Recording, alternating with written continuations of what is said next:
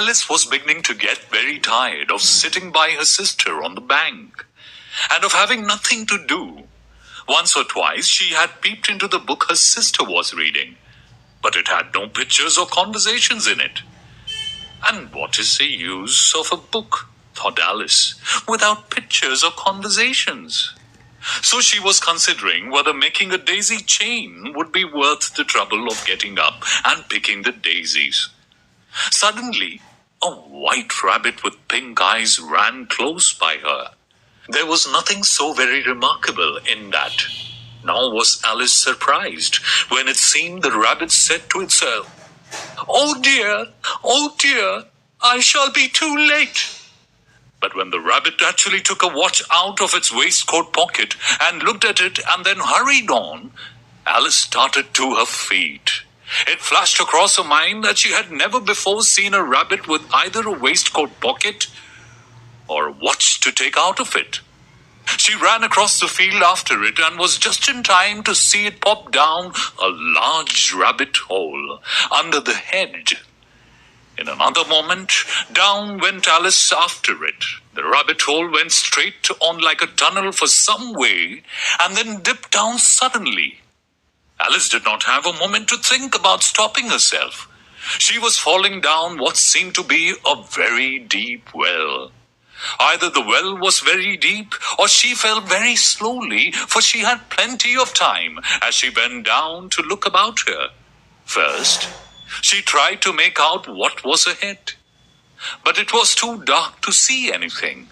Then she looked at the sides of the well and noticed cupboards and bookshelves. Here and there she saw maps and pictures hung upon pegs. She took down a jar from one of the shelves as she passed. It was labeled orange marmalade, but to her great disappointment, it was empty. She did not want to drop the jar, so managed to put it into one of the cupboards as she fell past it. Down, down, down. Would the fall never come to an end?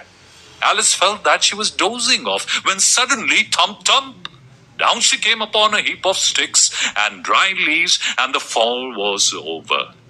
She found herself in a long, low hall with many doors, all locked. There was also a glass table with a tiny golden key, and Alice's first idea was that this might belong to one of the doors of the hall. But alas, either the locks were too large or the key was too small. However, behind a curtain, she noticed a little door about 15 inches high. She tried the little golden key in the lock, and to her great delight, it fitted. Alice opened the door and found that it led into a small passage, not much larger than a rat hole. She knelt down and saw the loveliest garden ever. How she longed to get out of that dark hall and wander about among those beds of bright flowers and those cool fountains, but she could not even get her head through the doorway. Alice went back to the table. This time she found a little bottle on it, and tied round the neck of the bottle was a paper label with the words, "Drink me," beautifully printed on it in large letters.